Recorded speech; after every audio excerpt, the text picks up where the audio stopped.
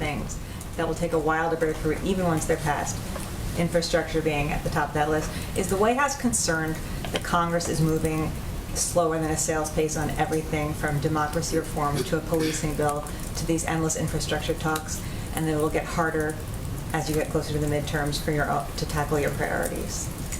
No, that's not our view. I would say first, the American Rescue Plan passed at a pretty rapid speed. That's typically faster than most pieces of legislation, as many of you know, moves through Congress. I mean, not that this is necessarily our model in terms of timeline, but the Affordable Care Act took a year to move through Congress. And so we certainly recognize that sausage making is messy. It takes some time. The President has talked about wanting to sign a bill into law this summer. And there is certainly appetite and interest and a commitment to moving forward on infrastructure from Speaker Pelosi as well as Leader Schumer. I would say, as it relates to police reform, we certainly know that coming together, in order to get that across the finish line, there needs to be agreement from the negotiators about what the path forward looks like. They've said they're making progress. They've been encouraged by the tone of the discussions. That's a positive sign to us. And we're going to continue to support those efforts as they move forward.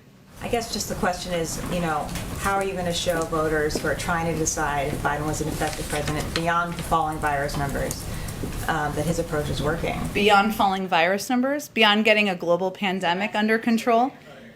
Well, I would say, and you know from polling and from what the American people care about and are focused on, getting the pandemic under control, ensuring that we're saving tens of thousands, if not hundreds of thousands of lives, making sure that the majority, more than 70% of people in this country are vaccinated so that they can return to their normal lives, which means returning to their jobs, kids returning to school, seeing friends, going to concerts, returning to life pre-pandemic. That is the number 1, 2, 3, 4, 5 issue on everyone's mind. That has been the president's focus from day one and absolutely how he has spent the majority of his time to date. One other